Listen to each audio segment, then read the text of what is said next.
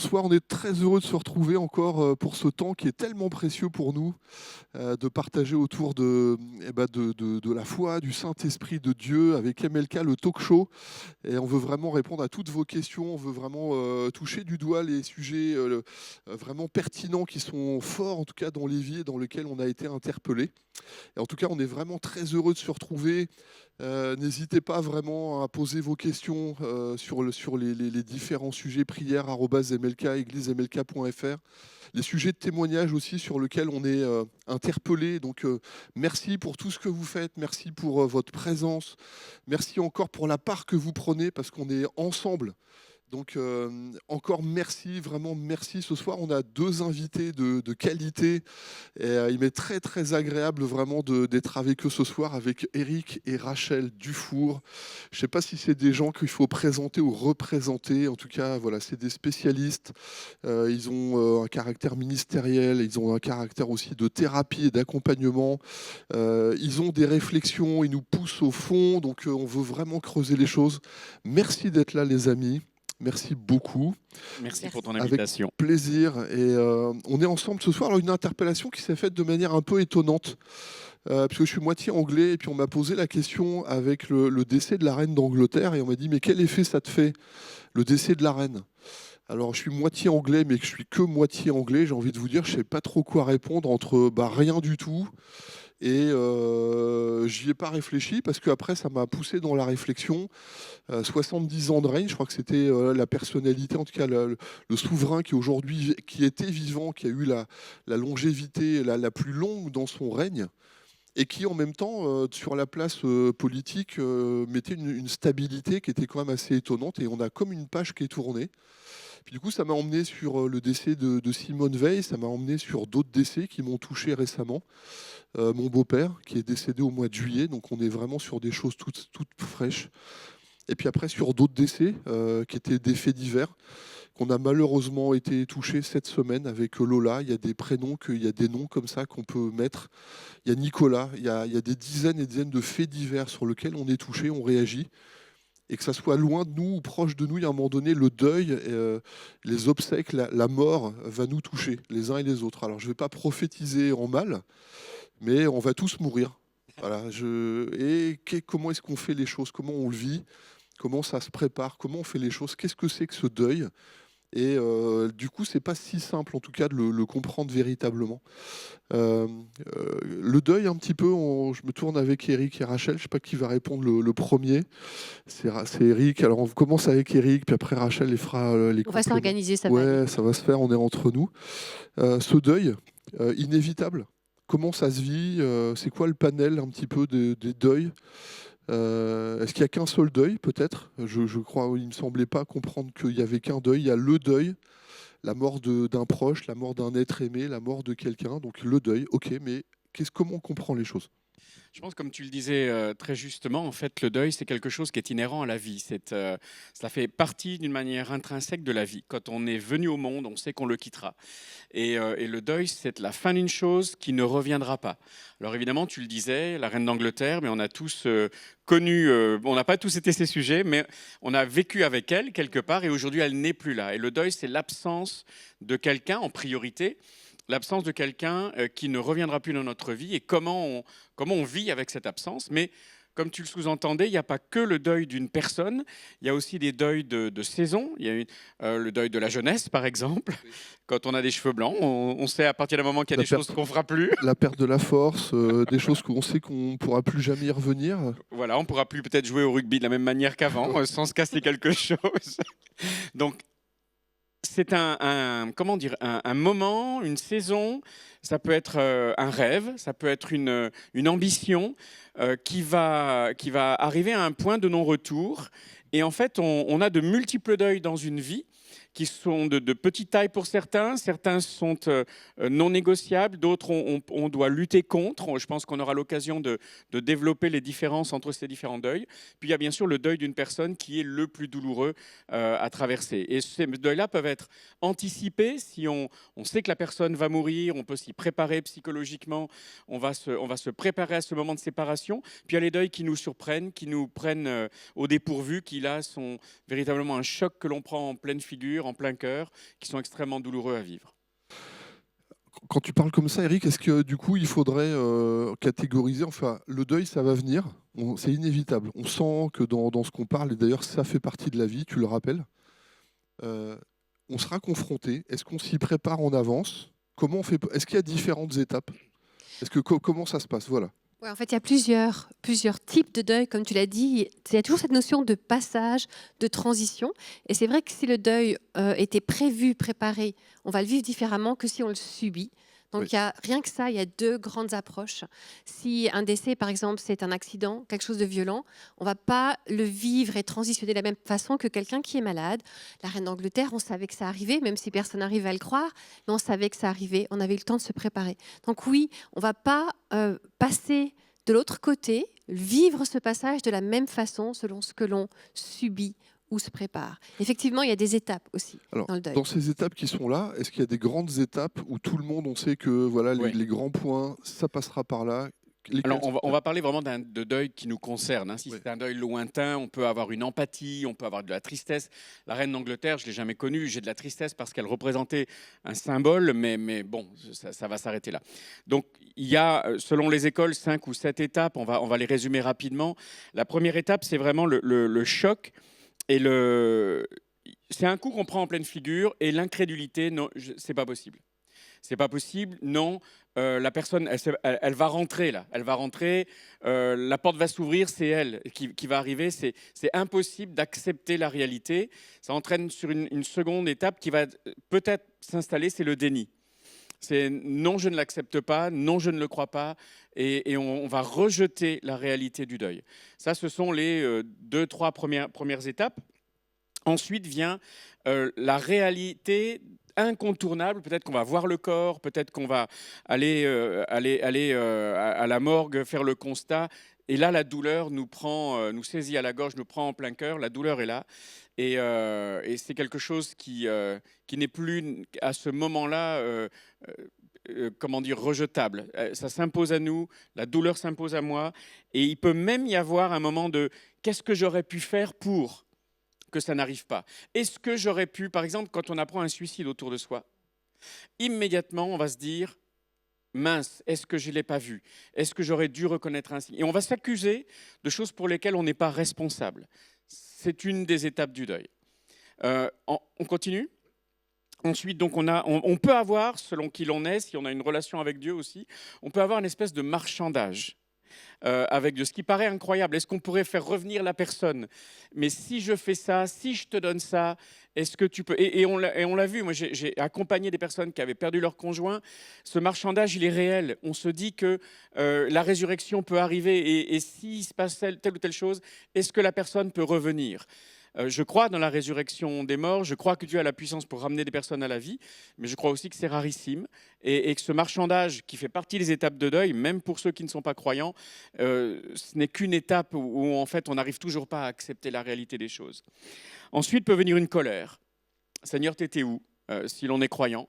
Ou bien on va pointer du doigt, on va accuser, on va dire mais et c'est la faute à telle chose, c'est la faute à tel système. Si ça s'était pas là, ce serait pas arrivé. Et on a toutes sortes d'accusations qui peuvent se mettre en place. Puis on arrive petit à petit vers la fin. Une dépression ou une phase de dépressif peut s'installer. C'est la réalité du vide. C'est la réalité du manque. Ma vie maintenant doit se construire avec l'absence complète de cette personne. Et comment je fais pour remplir ce vide? Et ce vide, je ne peux pas le remplir.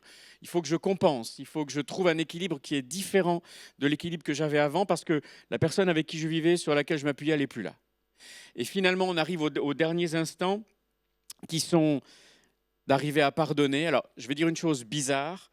Il va falloir arriver à pardonner à la personne d'être morte. Alors que c'est à l'évidence pas la volonté de la personne de partir, mais pourquoi tu m'as fait ça quoi? Je pensais que j'allais vivre encore 20 ans, 30 ans, 40 ans avec toi, et puis tu es plus là. Il faut arriver à pardonner à la personne d'être partie. Et puis finalement, va arriver une acceptation qui petit à petit, il faut donner du temps au temps. L'acceptation va prendre parfois des années à s'installer. Et finalement, on va reconstruire une vie dans un équilibre différent. On ne remplacera pas la personne, mais on va trouver une autre vie qui vaut la peine d'être vécue sans cette personne. Vas-y, Rachel, je Ce veux qui est bien. important de comprendre, c'est que ces étapes-là, elles ne sont pas progressives, 1, 2, 3, et on avance. Non, des fois, on recule, on avance, on recule, on fait un pas, 2 pas en avant, on revient en arrière, etc. Ce qui est important dans le cycle du deuil, c'est de continuer d'avancer et de ne pas rester bloqué. Le danger, il est dans le je deviens figé dans la colère ou figé dans le déni. Alors, tu parles de cycle. Alors, quel temps? Il faut du temps. Combien de temps? Est-ce que c'est plus ou moins rapide? Alors, il faut faire le cycle. Quand tu parles de cycle, tu parles de quelque chose qui débute et il faut s'en sortir. Oui. Si j'ai essayé de traduire. Combien de temps ça prend, ça? Comment on Ça fait? dépend de comment le deuil a été vécu. Au démarrage, on a dit subi ou anticipé. Oui. S'il est subi, ça peut être plus long parce que la phase de choc, elle va être là un moment. En fait, quand c'est un accident violent, euh, ou dramatique, hein, tu as cité la petite Lola, etc. Mais là, on est dans la zone de choc pendant un moment, quoi. Il y a du post-traumatique qui vient en plus, donc si c'est quelque chose de subi, ça peut être plus long. Si c'est un deuil qui avait été anticipé, comme la reine d'Angleterre, le monde entier a vécu le deuil, mais là, on est dans la saison suivante avec le nouveau roi, etc. Donc ça dépend vraiment de l'effet que ça a eu sur notre vie et les conséquences aussi. Je pense à un conjoint qui se retrouve seul avec des enfants en bas âge. Le deuil va être plus long et en même temps, il va falloir l'accélérer à cause de la nécessité du quotidien. Donc, c'est très, très, très individuel, en fait, la vitesse. Et je dirais, il faut toujours faire attention au premier anniversaire du deuil. Parce que c'est toujours un moment critique où, en fait, il va y avoir un retour De rappel. de rappel de la personne qui nous a manqué, les premiers anniversaires, Noël. le premier Noël sans, ton premier anniversaire sans toi, le premier anniversaire de notre mariage sans toi, le premier anniversaire de ton départ. Les premiers anniversaires sont extrêmement violents et donc il faut s'y préparer à l'avance pour les traverser le mieux possible. Alors, je fais une petite pause en tout cas parce qu'on est, vous savez, dans notre conversation, il y a toujours cet aspect MLK, le talk show. On veut vraiment trouver une part de Dieu, du Saint-Esprit, de qu'est-ce qu'on vit dans la foi. Alors, pour moi, je pense que c'est important de dire il y a deux postures là dans ce qu'on partage. Il y a la posture de celui qui vit le deuil. Et je pense que c'est important de savoir exactement où est-ce que vous en êtes. Alors, on sera tous confrontés. Si vous êtes plus jeune, vous avez la vingtaine, vous serez confronté premièrement à des décès qui sont, non, entre guillemets, je veux dire, les deux décès normaux, Oui. des gens plus âgés, des gens qui sont plus loin de vous. Puis après, petit à petit, malheureusement, on va vieillir, vous allez vieillir, on va tous vieillir et on prend des cheveux blancs. Puis après, ces décès qui sont là, ils sont plus fréquents, ils sont plus nombreux, ils sont plus proches de nous. Alors, il y a ces décès normaux sur lesquels, alors, se préparer. Et j'entends avec votre partage que vraiment il y a des choses qui se préparent. Il ne faut pas, je pense, attendre que les choses arrivent pour avoir réfléchi certaines situations. Qu'est-ce que je veux faire? Qu'est-ce que je veux dire? Puis après, peut-être que vous, aujourd'hui, ce n'est pas votre situation.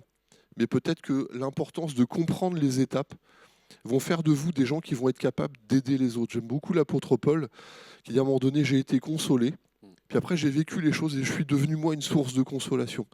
Je pense que dans cette foi qui nous anime les uns et les autres, il y a vraiment cette part de Dieu de dire qu'est-ce que je dois retenir, qu'est-ce que je peux comprendre, où est-ce que j'en suis, qu'est-ce que moi je dois préparer pour justement, dire, entre guillemets, vivre les choses le mieux possible. Puis à quel moment ma posture de foi ou ma compréhension, Dieu veut que je sois moi-même une source de consolation. Pour les choses qui sont très compliquées, alors je donne un témoignage très personnel. J'ai eu notamment, alors, je mets ma casquette un peu pasteur, mais je crois que l'enterrement le plus difficile que j'ai eu à faire de ma vie, c'est lorsque j'ai enterré un petit garçon qui s'appelait Marc, qui avait 5 ans. Et je me souviens encore, ce jour-là, la famille, la maman, malheureusement, a été confrontée à 3 deuils en 1 an et demi. D'abord la grand-mère qui l'avait élevé, sa propre maman, et puis ensuite son fils qui est mort dans ses bras. Et je me souviens vraiment, je crois que toute ma vie, je vais me souvenir de ce corps qui, au crématorium, arrive. Puis en fait, le corps va être enlevé, il va disparaître, on va le prendre pour que le deuil se fasse. Et le cri de la maman encore, je l'ai encore, je crois que c'est tout l'auditoire, ça nous a glacé parce que personne s'attendait à ce que d'un seul coup, il y ait ce cri qui est là. La violence, un petit peu de ça. Comment est-ce qu'on gère ces émotions? Alors, je ne sais pas si si vous en avez vu aussi vous-même. On est seul, on est accompagné, quelle part on peut avoir, il y a le deuil qui doit se faire. Alors moi je le dis parce que peut-être pour vous qui êtes avec nous ce soir, je suis pasteur, j'avais la foi, je crois en Dieu, je crois dans sa consolation, je crois dans toutes ces choses. Et je l'ai dit et je l'ai vécu avec Nathalie. Et j'étais aussi on était avec Yvan Carluère dans une conversation. Et il m'a fallu 6 mois pour me sortir de ça. Alors que c'était pas moi, hein, c'était pas ma famille. Mais je me suis tellement été touché avec ça. Ça m'a vraiment quelque part mis. Il y a quelque chose qui a été retourné au plus profond de mon être. Normal, pas normal. Vous aussi, vous avez été touché. Qu'est-ce qu'on peut donner comme conseil? Comment on peut aborder les choses? Est-ce qu'on sait répondre à tout ça? Alors moi, je veux dire, franchement, je sais pas si t'es comme moi, si vous avez été comme moi. Il y a des fois, on ne sait pas mettre de mots. Est-ce Oui. que c'est normal? Je pense qu'en tant que pasteur, hein, nous aussi, on a vécu, malheureusement, ça fait partie des choses que l'on vit quand on accompagne. Et on a une expérience très similaire à celle que toi, tu nous rapportes avec ce petit Marc. Nous, on a eu un petit Valentin comme ça, qui, alors qu'on était pasteur dans l'Est de la France, qui est décédé de la mort subite du nourrisson un 24 décembre au soir, donc le réveillon de Noël. Et le lendemain matin, on a passé Noël avec les parents, quoi. Et ce verset qui dit de pleurer avec ceux qui pleurent, on ne l'a jamais aussi bien compris que ce jour-là. En tant que pasteur, on n'avait rien à dire qui puisse aider. J'aurais jamais osé donner un verset. La douleur était telle. Le petit, je l'ai vu dans les bras quelques jours avant. C'était le plus beau bébé qu'il y avait dans l'assemblée, et puis il n'était plus là, quoi. Et donc à ce moment-là, je crois qu'une notion de sagesse, quand on se dit je ne sais pas quoi dire, eh bien ne dites rien. Parce que le simple fait d'être là, ça dit tout. Et priez dans votre cœur, sinon pleurez avec eux, ça montre que vous les aimez. Ça montre que vous êtes rempli de compassion et d'empathie pour eux, et qu'ils ont de la valeur à vos yeux parce que vous êtes là pour eux. Et toi, tu as pris du temps pour cette femme, tu l'as accompagnée. Je crois qu'il n'y avait rien à dire face à ce cri. Il n'y a que Dieu qui puisse l'accueillir. De toute façon, la mort, c'est injuste, hein. C'est le dernier ennemi que Christ va vaincre. Donc, c'est injuste, c'est insupportable. Il n'y a rien à dire. Il n'y a pas de phrases creuses qui peuvent venir aider dans ces moments-là. La compassion, là, pour le coup, vraiment, c'est souffrir avec. Je souffre avec toi, quoi. Et je ne peux rien dire de plus. Et on peut accompagner les gens, comme tu dis, juste en étant là. Et ce cri glaçant, je vois bien à quoi il peut ressembler, en fait. La seule chose qu'on peut faire, c'est essayer d'être là juste pour démontrer de l'amour selon ce dont la personne a besoin. Le silence, parfois c'est prendre en charge un peu son quotidien, peut-être des repas, quelque chose qui va pouvoir soulager un peu la personne pour lui laisser le temps de faire le deuil, en fait, de passer par toutes ces étapes. Je pense qu'il faut résister au désir d'être tellement spirituel qu'on va arriver avec la Bible en main et des versets et être simplement humain et avoir du bon sens. Comme Rachel l'a dit, amener des repas pour la personne qui n'a plus la force de faire quoi que ce soit. Simplement la prendre dans les bras, lui dire qu'on l'aime, lui dire qu'on est là. Faire du ménage pour eux, faire des courses, des choses vraiment simples. Alors, là, moi, j'aime beaucoup la conversation parce que je la trouve vraiment, elle est vraiment sur du relationnel avec. On est là pour manifester Christ. Oui. Je décris un peu la scène. On est là parce que le deuil vient de se faire. Puis après, chacun reprend ses activités. Et tu as parlé de l'anniversaire. Le premier anniversaire arrive. Est-ce qu'il y a des choses? Est-ce que le Saint-Esprit peut nous dire des choses? Comment est-ce qu'on peut être des sources d'aide ou d'accompagnement? Bah là, juste un petit mot en disant je pense à toi, c'est un jour difficile, je pense à toi, je suis là, dis-moi si je peux faire quelque chose pour toi. Et après, ça va dépendre de la personne qui vit le deuil. Peut-être qu'elle aura besoin d'être seule, peut-être qu'elle aura besoin justement de ne pas être seule. Et ça, on ne peut pas l'anticiper, ça dépend vraiment de la personne. Donc, n'ayez pas hésité à lui dire je sais que c'est aujourd'hui. Je suis là, je m'en souviens, tu n'es pas seul dans cette histoire. C'est très vrai ce que tu dis, Patrick. Généralement, au démarrage, quand quelqu'un vit un deuil, il y a du monde, on est là. Et puis, la personne qui, d'ailleurs, dans la famille qui vit le deuil, il y en a toujours un qui est en charge et qui va tout porter et on va faire les démarches, les papiers, etc. Puis ensuite, tout le monde reprend ses activités et celui qui a porté risque de s'écrouler. Il y a un effet boomerang qui se met en place. Et après, on se dit c'est un deuil décalé. D'ailleurs, ça s'appelle un deuil décalé, onset grieving. On se dit, mais qu'est-ce qui lui arrive? Ça fait 6 mois que la personne est décédée, c'est maintenant qu'il craque. Bah oui, parce que c'est maintenant qu'il a la permission de, ou qu'il se donne la permission de craquer. Tous les autres vont mieux. Alors, ça veut dire que dans le temps qu'a passé, la personne, elle se rend compte que son monde a changé. Et puis, elle comprend qu'il n'y a plus de retour en arrière. Alors moi je l'ai vécu, alors aussi on parle vraiment de cette part du Saint-Esprit. En tant que pasteur, il y a des choses à dire, puis il y a des choses où on arrête parce qu'on sait qu'on n'a pas les mots. Moi je l'ai vécu comme ça. Qu'est-ce qu'on peut dire? Qu'est-ce que le Saint-Esprit peut dire? Moi je vous encourage, mais je vous le demande.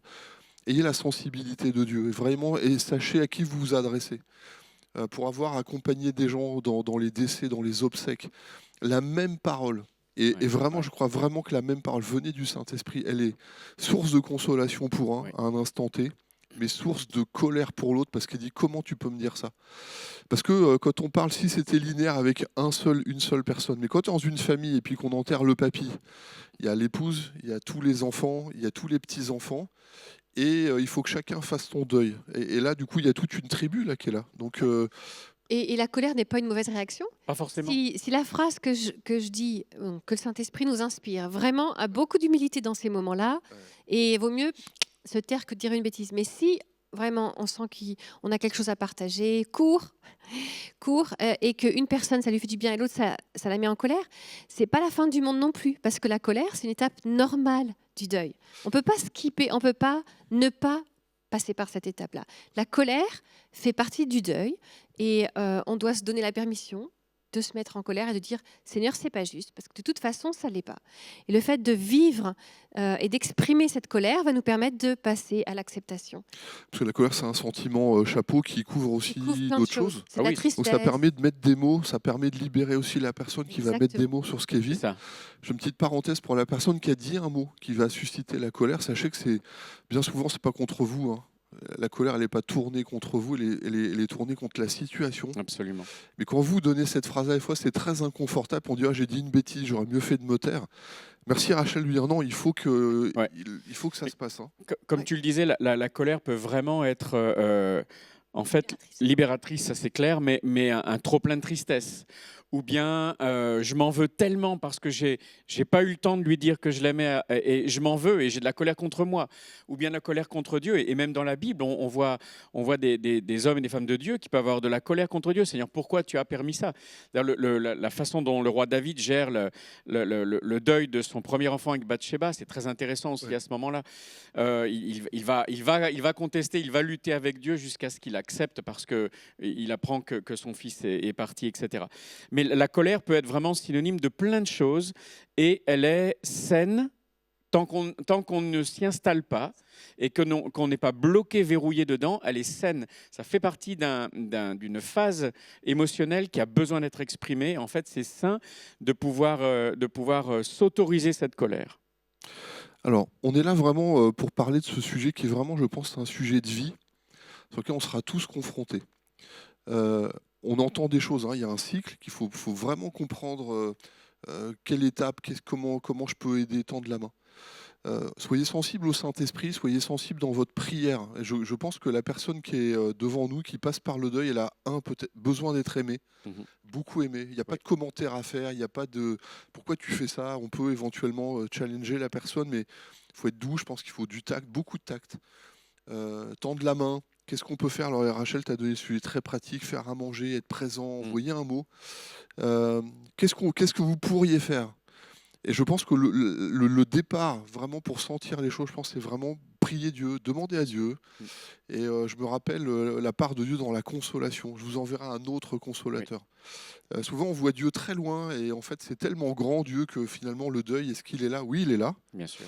Il était là quand Lazare était en terre. Je rappelle que le Père a enterré son Fils parce que le Père a perdu Christ. Jésus, le Fils, est mort.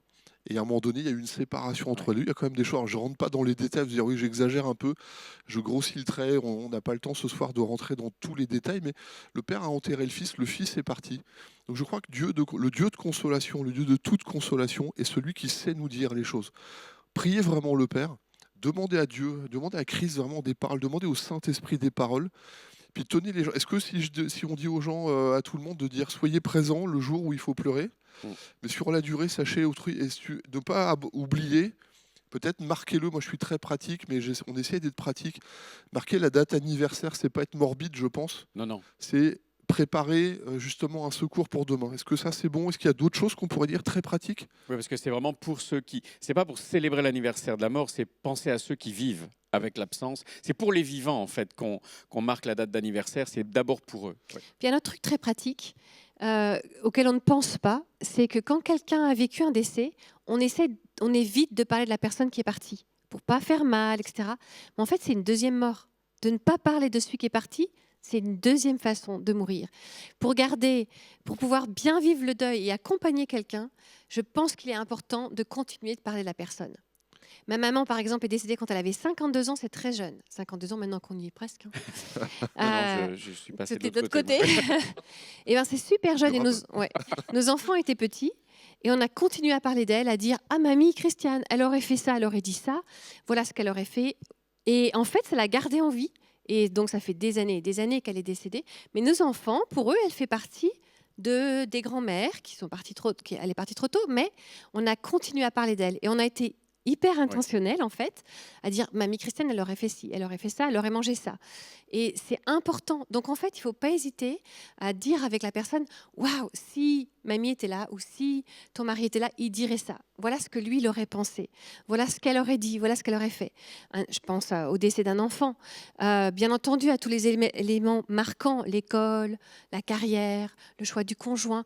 On peut dire « Ah ouais, s'il était là, maintenant il aurait 18 ans. » On a le droit de le dire parce que c'est une façon de garder en vie cette personne, en fait. Est-ce qu'un chrétien a le droit de pleurer? Bien sûr. Ouh là là. Oui. Alors, je vais vous faire réfléchir, je vais vous faire réagir, mais bouge pas. Je sais que tu veux parler. Ah mon grand-père était un des fondateurs de la Pentecôte. Il a prêché l'évangile pendant 60, presque 80 ans. Il a vraiment été. Et j'ai vu mon grand-père pleurer pendant 6 mois, vraiment inconsolable. Inconsolable. Alors moi, je crois vraiment dans le bienfait de pleurer. Je pense que c'est libérateur, c'est sain. Est-ce qu'un chrétien a le droit de pleurer? Alors, moi, je vais être très, très biblique, tu vas voir. Qu'est-ce que ferait Jésus? Revenons devant Lazare. Il est devant Lazare, il est mort, il est dans la tombe. Jésus, il sait qu'il va le ramener à la vie. Oui. Et il prend le temps de pleurer. Oui. Alors que c'est le rabbin, il est là, le maître, quoi. C'est impossible que normalement il pleure. On embauche à cette époque-là les pleureuses, on les paye pour qu'elles pleurent. Comme ça, les hommes n'ont pas besoin de pleurer. Et pourtant, lui s'arrête, il sait qu'il va le ramener à la vie et il pleure. Il prend le temps de pleurer et après seulement il le ramène à la vie. Donc, si on veut être très chrétien, on doit très pleurer. Voilà. Ouais, pleurer avec ceux qui pleurent, vas-y. Je pense qu'il honore la douleur de ses deux amis, de Marthe et Marie, qui sont Oui. dans le désespoir. Oui. Et il aurait pu, s'il ne voulait pas que les hommes pleurent, il est en train de montrer un exemple qui allait à l'encontre de toute sa culture méditerranéenne et hébraïque, quoi. Et il va donc aller à l'encontre de cette culture. Il va prendre le temps de se poser pour leur montrer qu'en fait, je comprends votre douleur, je comprends ce que vous ressentez. Il aurait pu accélérer et dire non, c'est pas la peine de pleurer, je le ramène à la vie dans 2 secondes, là. Épargnez-moi ça. Mais non, c'est tout l'inverse. Ce que vous vivez là maintenant, c'est important et je le valide en fait en le vivant avec vous. Et je crois que pleurer, c'est vivre la douleur avec quelqu'un. Pas forcément son propre deuil, mais aussi le deuil de quelqu'un que l'on aime, quoi. Est-ce que dans votre parcours, vous avez accompagné des gens où vraiment ça a été... qui sont descendus mais ne remontent pas? Et oui, c'est ça le problème. La difficulté, elle est juste là. Le deuil, c'est quelque chose de normal parce que la mort, malheureusement, fait partie de la vie. Mais la difficulté, c'est quand quelqu'un reste bloqué. Et des gens qui n'arrivent pas à passer à l'étape suivante, à vivre sans.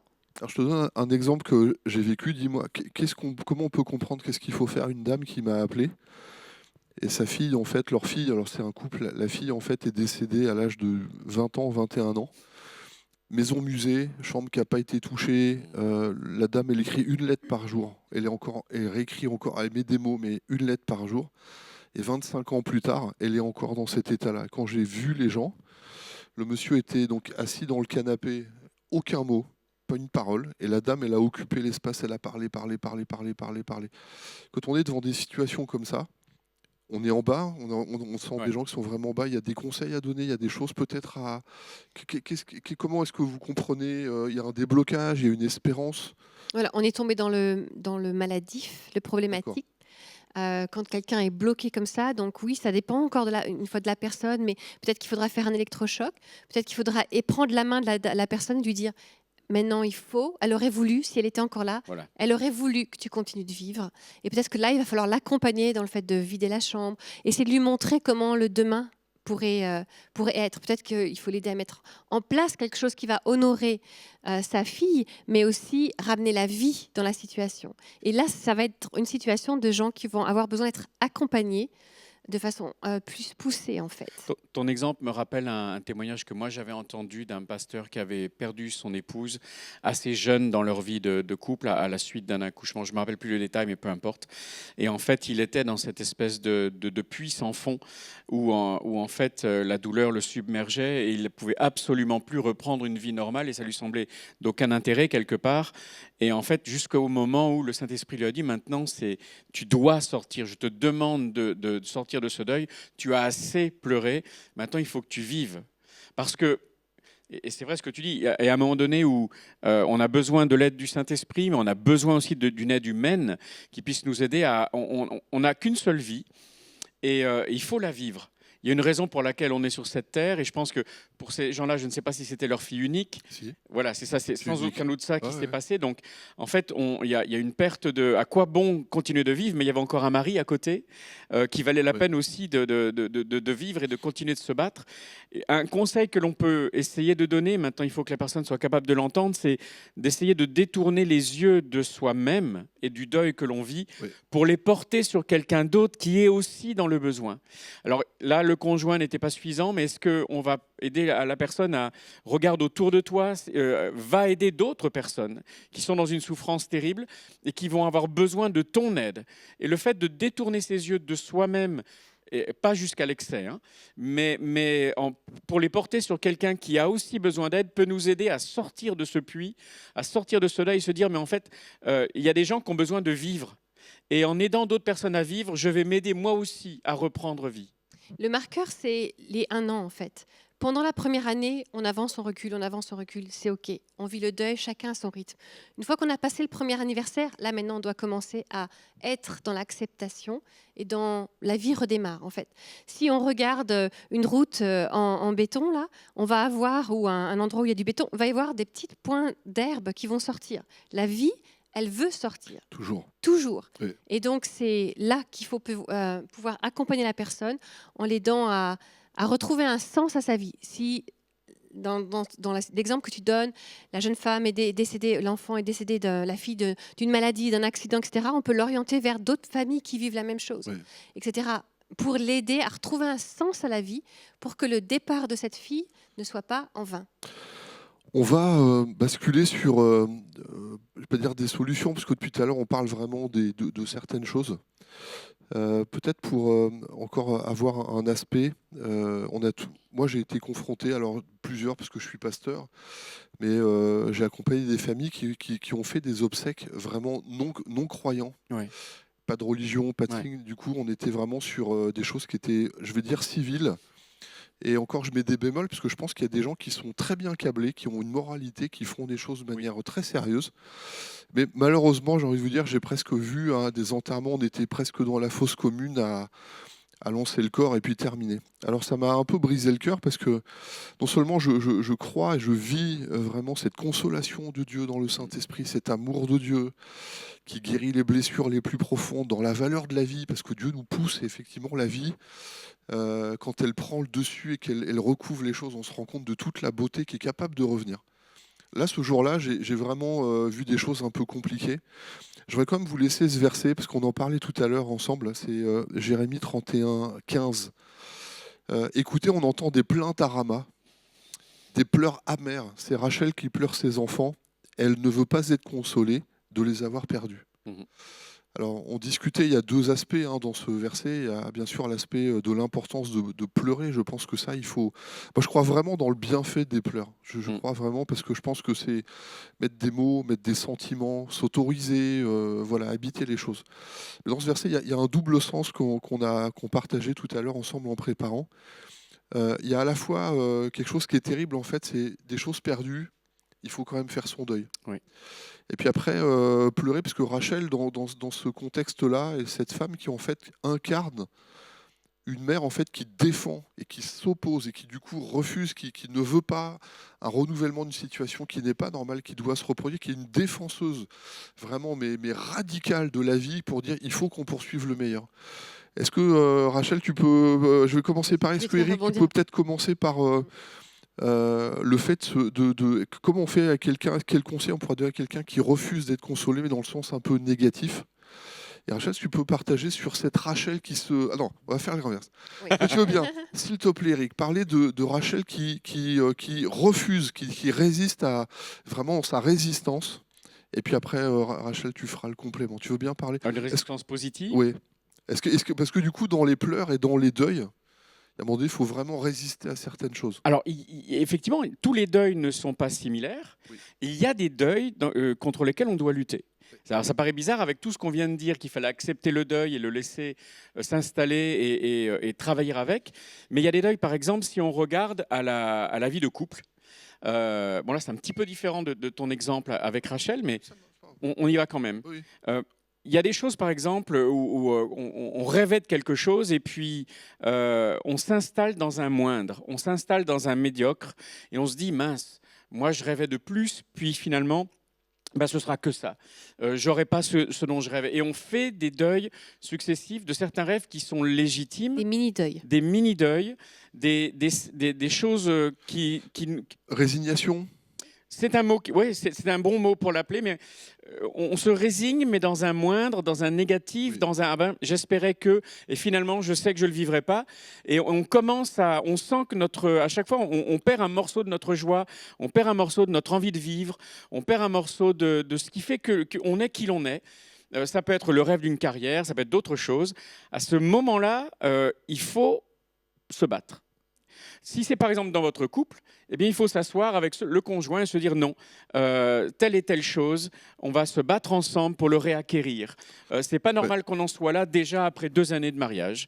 On va se battre ensemble, pas l'un contre l'autre, mais pour que ça aille mieux, pour améliorer ce problème, pour le guérir, pour aller au-delà. Et donc là, c'est comment dire, ces deuils sont un signe de j'ai accepté des choses que j'aurais pas dû accepter et finalement ce n'est pas normal. C'est comme ces gens qui disent c'est ma maladie. Non, non, c'est pas ta maladie. C'est une maladie. Tu dois te battre contre. Tu dois choisir la vie et choisir l'espérance et te dire c'est pas la fin de mon couple. Je vais me battre pour que mon couple vive encore. Et ces deuils-là, bats-toi contre.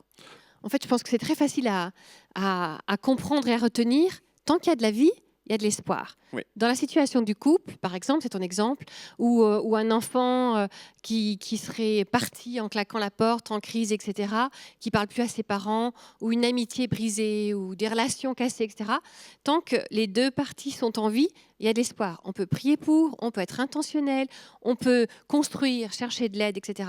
Même face à une maladie, tant qu'il y a de la vie, il y a de l'espoir. Est-ce qu'on prie pour quelqu'un de malade? Tant qu'il y a de la vie, il y a de l'espoir. Et soit Dieu nous accorde une guérison temporaire sur cette terre, soit il accorde une guérison éternelle de l'autre côté. Mais la différence entre Rachel qui refuse de faire le deuil, tant qu'il y a de la vie, on peut refuser de faire le deuil en fait. Et quand la personne est décédée ou quand le divorce a été prononcé, peut-être qu'on a essayé, etc. Et le divorce, c'est un deuil. Voilà. Quand le divorce est prononcé, là, il faut passer dans je vais faire le cycle et faire les étapes pour pouvoir l'accepter et continuer de vivre de l'autre côté. Donc je pense qu'on pourrait le retenir comme ça. Tant qu'il y a de la vie, il y a de l'espoir. Moi, j'avais marqué une petite phrase, accepter la perte et un monde changé. Accepter que le monde ait changé, accepter la perte. Oui. Alors, par rapport à votre exemple, je donne juste un exemple comme ça, c'est juste un ordinateur, c'est 3 kilos. Voilà, je pense que je peux le tenir à bout de bras facilement 1 minute. On pourrait faire le test, mais je pense que techniquement, en 1 minute, j'arriverai à le tenir à bout de bras. 1 heure serait déjà beaucoup plus difficile pour moi. Et je pense que la journée, c'est juste impossible. En tout cas, aujourd'hui, pour moi, je veux dire, c'est juste pas possible. Est-ce qu'on est aussi dans la même logique, ces petites choses qui s'installent, comme tu dis, on accepte, on se résigne, les choses sont là, puis petit à petit, ça nous brise et ça casse les choses et on est dans le deuil. C'est leur répétition, c'est le fait de s'installer dans un inconfort qui, au bout d'un moment, rend la vie insupportable. Et finalement, c'est plus acceptable au bout d'un moment. L'exemple de ton ordinateur, c'est ça. C'est que ça va pour une journée, ça va pour 2 journées. On peut vivre avec cet inconfort. Il y a un moment donné, quelque chose, un événement, une personne, un souvenir va revenir et dire mais je me suis installé dans quelque chose qui finalement n'est pas acceptable et je n'en peux plus de cette vie. Et c'est là que la crise arrive. Est-ce que... alors ça aussi, c'était des remarques que je m'étais faites en préparant. Est-ce qu'un des problèmes du deuil, c'est pas qu'on focalise sur un seul sujet, qu'on oublie que le reste existe aussi? Oui. Le reste et les autres. Et les autres. Et les autres.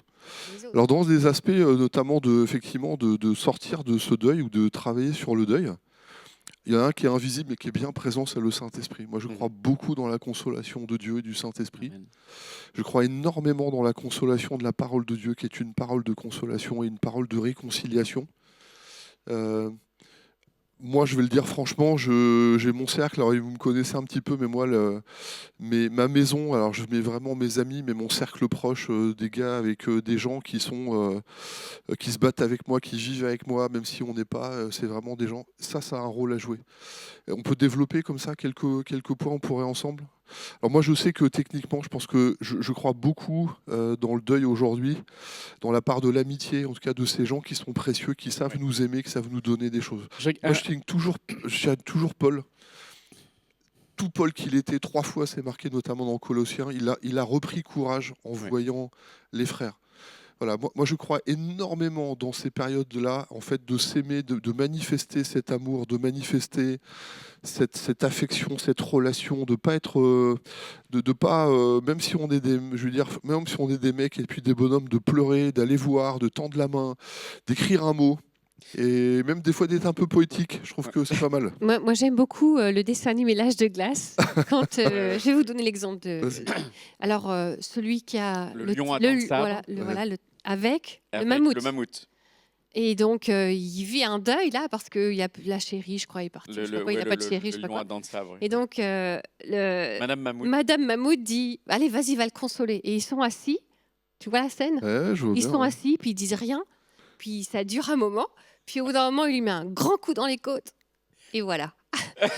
Et il était là. Ouais, il C'est était ça là. qui est important. Ouais, c'est clair. C'est une très belle image, je trouve, d'une amitié style masculin. Mais rien que le fait d'être là, ça revient à ce qu'on disait tout à l'heure. On n'est pas obligé de parler, mais le fait d'être là, de faire à manger. Toi, tu es un pro. Tu fais ça tellement bien. Mais c'est vrai qu'on n'est pas... C'est encore amplifier le deuil que de s'isoler, en fait. Et on a tendance à vouloir s'isoler.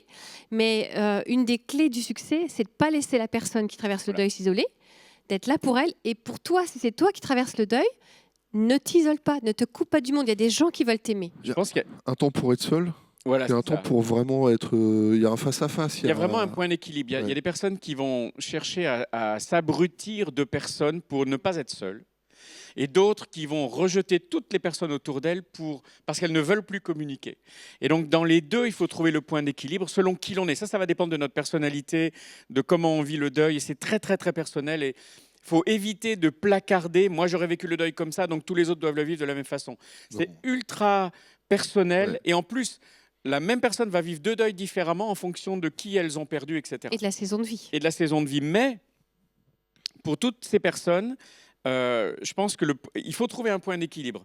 Si tu as tendance à rester seul et à vouloir être seul, souviens-toi que personne n'est une île, tu as besoin du contact avec les autres, tu as besoin d'aller partager un repas. Il ne faut pas se sentir coupable presque la première fois, on va rire à nouveau. Où on va s'autoriser à être heureux ou heureuse pendant une soirée autour d'un bon repas que tu auras préparé, par exemple, ou autre. C'est bon parce que l'autre n'aurait pas voulu qu'on reste dans un drame perpétuel. Personne ne peut y rester, c'est pas sain, c'est pas équilibré. Et de la même manière, la personne qui va être constamment à s'abrutir en étant toujours avec du monde, il y a un moment donné, il faut accepter de se retrouver avec soi-même. Et comme tu le disais, si en plus on a le privilège d'être croyant, et d'avoir la personne du Saint-Esprit en soi, on sait que dans notre solitude, on n'est jamais seul. Et il y a la présence du Saint-Esprit qui vraiment peut amener, nous aider à faire le point, nous dire tu en es où, et nous aider à être consolés, parce que le Saint-Esprit est le consolateur. Et la notion d'espérance aussi, Absolument. à rajouter ici. Bon, les enterrements que je préfère, si je peux dire ça, c'est ceux où on termine par se rappeler les moments fun et marquants qu'on a vécu avec la personne qui est partie.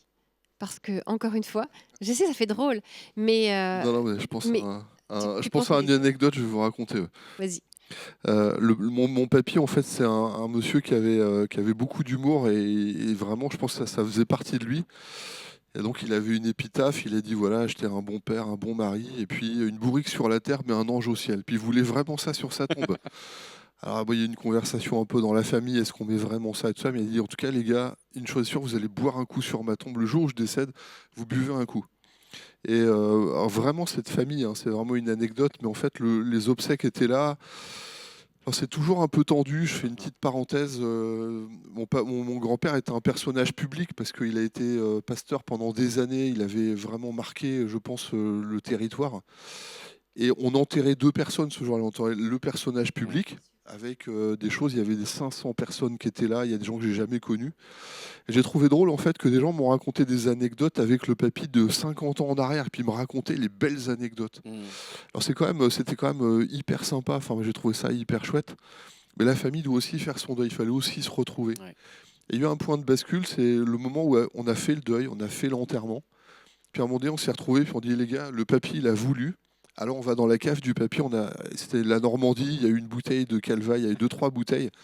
Et c'était vraiment pour dire à un moment donné, il l'a demandé, il l'a voulu. Si le papy avait été là, qu'est-ce qu'il aurait fait? Il aurait fait ça. Je pense qu'il y a un mot que dans la culture américaine, c'est peut-être plus présent que dans une culture francophone, mais il y a un moment dans les enterrements, on a accompagné un ami missionnaire anglophone lors de ses funérailles, et c'est sans doute les funérailles où on a le plus ri. Exact. Mais ça honorait qui il était. C'était vraiment quelqu'un qui faisait des blagues, qui était très drôle.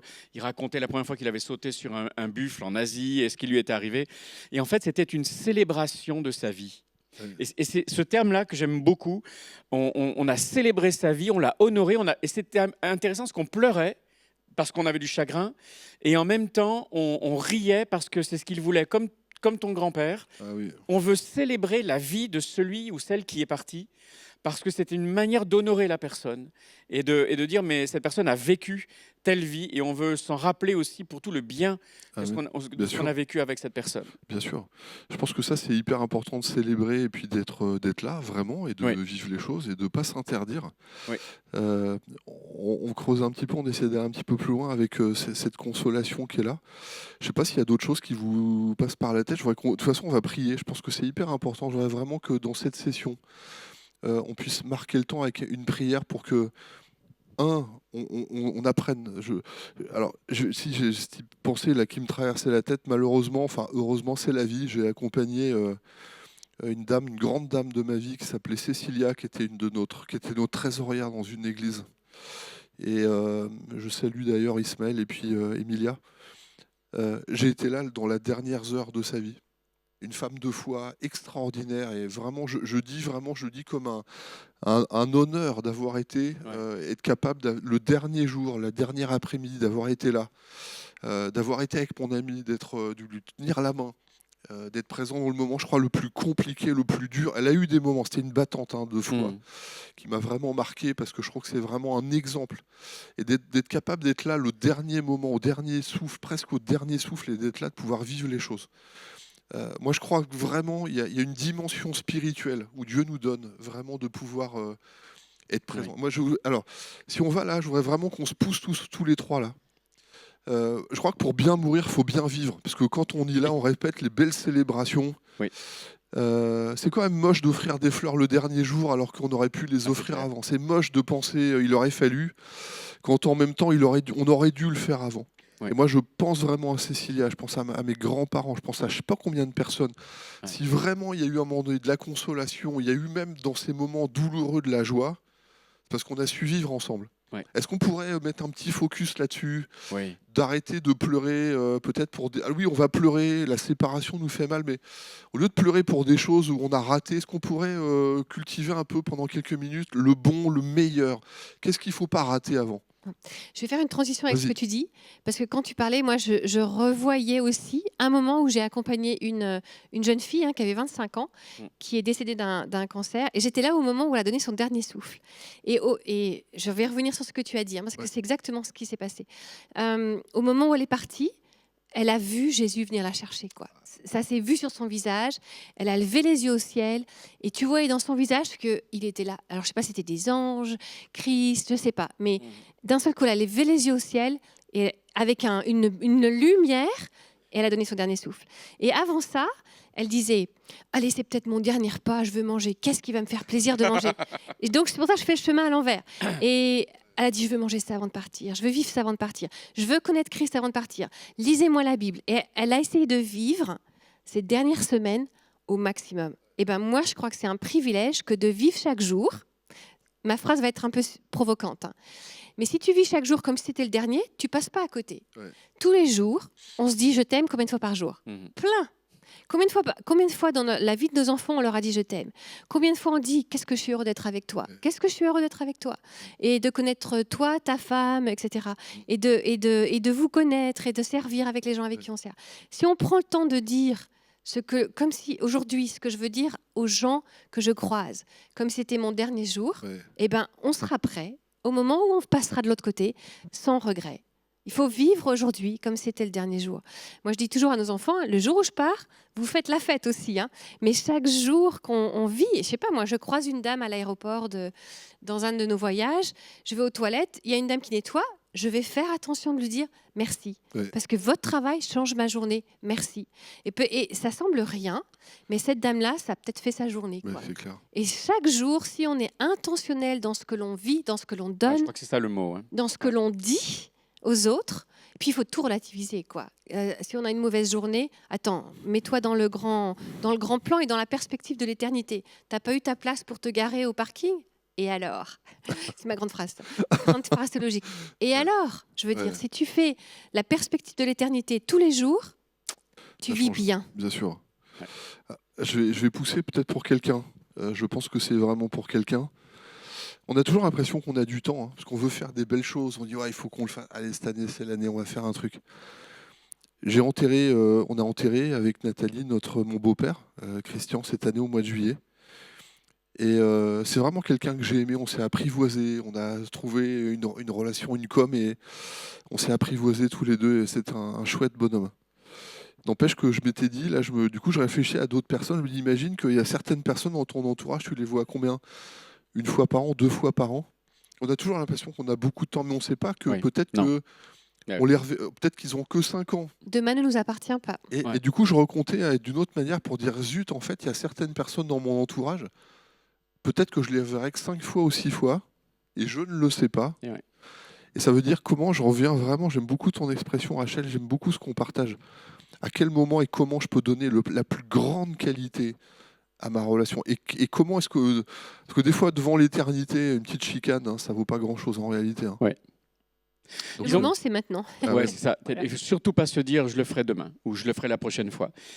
C'est vrai que à plusieurs reprises dans ma vie, je me suis retrouvé confronté à une situation où je ne savais pas si j'allais survivre, la maladie, différentes choses. Et quand on survit finalement, qu'on se retrouve de l'autre côté, on s'est donné le droit avec Rachel, un droit d'inventaire. Des choses qu'on ne voulait plus faire, des choses que l'on voulait faire. Et finalement, chaque jour, on le vit comme un privilège. J'ai le privilège d'avoir des cheveux blancs. Ma vie aurait pu s'arrêter à 27 ans ou à 37 ans avec ce qui m'était arrivé. Et ça aurait pu s'arrêter là. Aujourd'hui, si je respire encore, c'est un privilège. Donc, on a une intentionnalité, et je dirais quelque part, c'est valable pour chacun d'entre nous. Tu as la possibilité de choisir la qualité de la vie que tu vas vivre maintenant en étant intentionnel, et particulièrement avec les gens avec qui tu vis. Je me souviens de ce témoignage de quelqu'un dans une école biblique qui avait perdu son épouse et qui disait à ses élèves « S'il vous plaît, dites aux gens que vous aimez que vous les aimez. » Parce que le décès de son épouse était survenu brutalement et il s'était dit « Mince, je lui ai même pas dit. » Et c'est très douloureux de se pardonner après, parce qu'il faut se pardonner. Il faut redémarrer la vie, mais c'est douloureux. Donc pour éviter d'avoir à faire cela, considérons la vie comme un privilège qui n'est pas un acquis. Et oui, ce que tu disais est vrai, quand on vieillit, on a de plus en plus de gens que l'on voit partir, mais ça peut arriver jeune aussi. On a malheureusement vu, on en parlait, des gens très jeunes s'en aller. Et l'intentionnalité est la clé. Je ne veux pas attendre qu'il m'arrive un truc pour décider, changer de façon de faire. Je veux maintenant que je peux appeler aujourd'hui, je veux pouvoir dire à mon père, à ma mère, s'ils sont encore en vie, ben, je t'aime, quoi. Et oui, on a nos différends, mais je veux pas que la journée se passe sans avoir dit à mon conjoint, je t'aime, sans avoir dit à mon enfant, qui peut-être me parle plus, ou tu lui textes, ben, je t'aime, je pense à toi. Ça engage à rien d'autre qu'à le dire. Et c'est un témoignage déjà, un témoignage important. Alors, on est bientôt dans notre temps de conclure, hein, mais j'ai peut-être un dernier sujet que je voudrais qu'on parle tous les trois ensemble. Des fois, on voudrait faire plus, on n'est pas capable, on est empêché. Et moi, je veux vraiment remettre encore un focus sur la différence qu'il y aura toujours avec ceux qui, dans la foi, s'adressent à Dieu et croient dans l'éternité. Je vous explique ça de manière très réelle. Mes grands-parents étaient des monuments dans ma vie. Tous les 4 que j'ai eus, c'est vraiment des gens.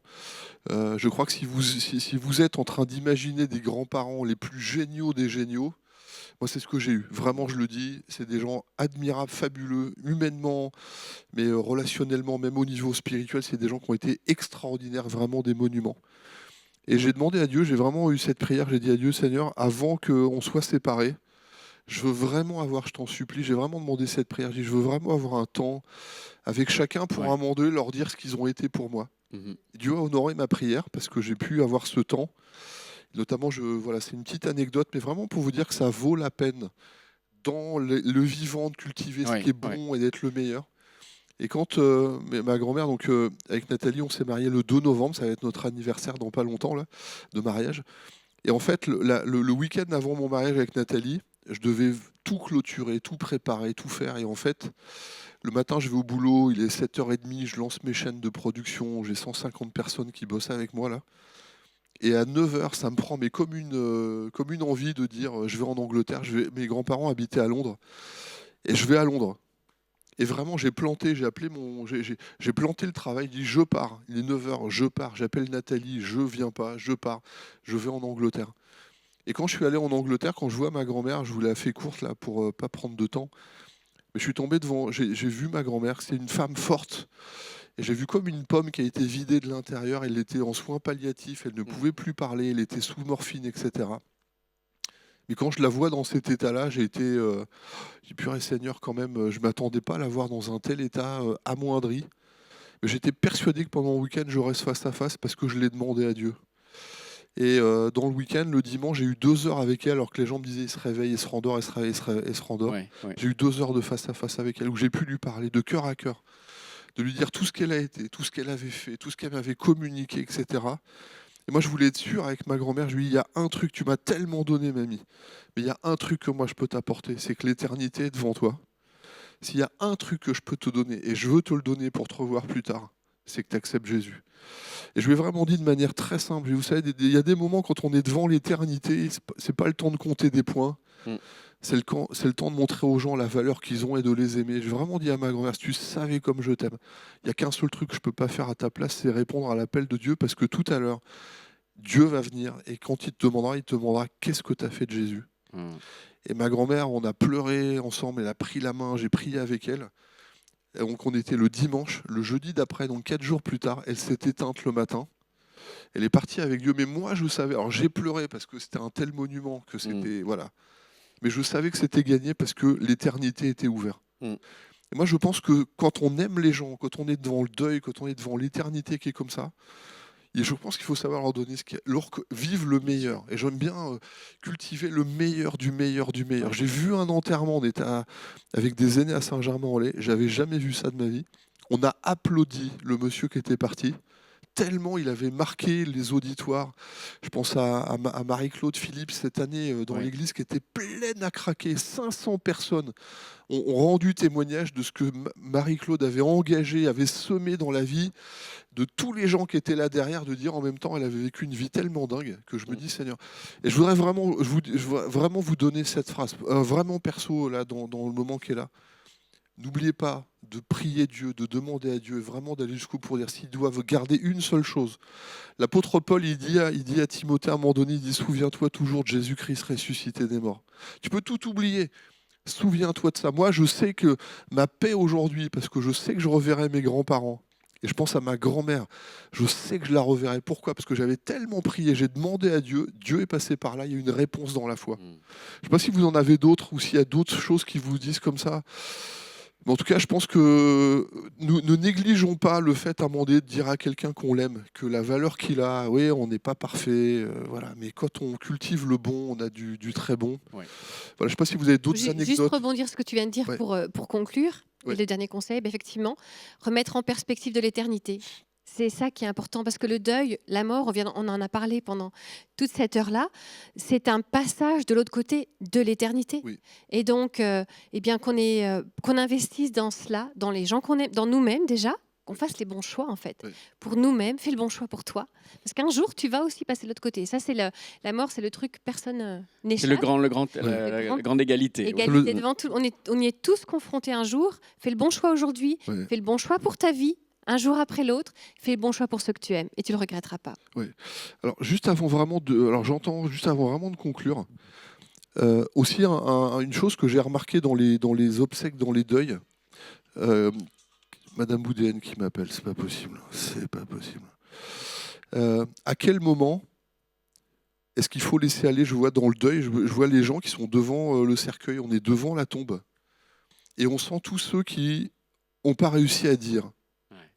Est-ce que même là, on est encore capable de laisser aller en disant « j'ai pas pu te le dire physiquement, mais il y a un dernier mot, comme une dernière prière pour dire je te laisse aller ». Est-ce que même au dernier moment là, on peut lâcher et repartir consolé? Vous êtes OK avec ça? Bien sûr, c'est un moment. En plus, la symbolique de laisser partir le corps, de l'ensevelir, c'est un moment de dire au revoir. Donc oui, les funérailles sont faites. On a vécu beaucoup avec des Asiatiques et dans la culture asiatique, c'est peut-être un peu extrême, on va même laisser le corps du défunt visible pour que tout le monde ait le temps de lui dire au revoir.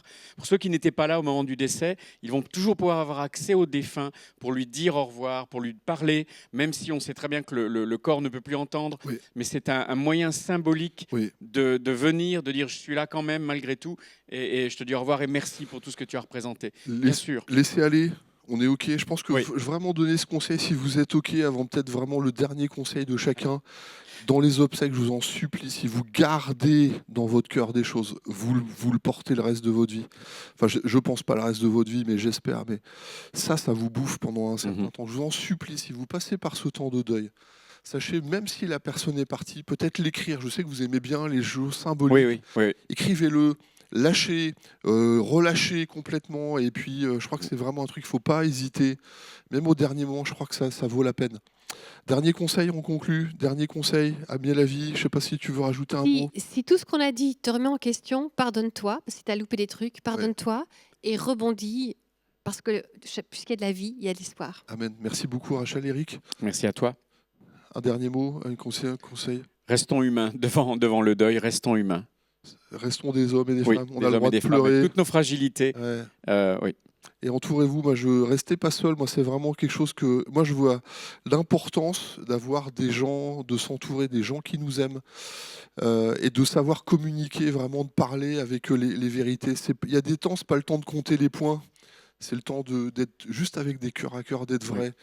Et dites à l'autre vraiment tout ce qu'il a été. Je pense que là, il y a vraiment des choses qui sont fortes. Un grand merci. Merci. Merci les amis, merci Rachel, merci Eric, merci pour ce que vous apportez, ce que vous êtes au milieu de nous. Mûrissez les choses, vous n'êtes pas tout seul. N'oubliez pas d'envoyer vos sujets si vous avez besoin peut-être de rebondir, d'aide. On est là avec vous, on est là pour vous. On veut vraiment être ensemble. Un grand merci, Dieu vous bénisse. N'oubliez pas que dans toutes ces choses qui sont là, celui qui fait toute la différence, c'est le Seigneur. Il est toujours avec nous, il sait ce que c'est, il nous accompagne et c'est un Dieu de consolation. Alors merci et que Dieu vous bénisse. Au revoir.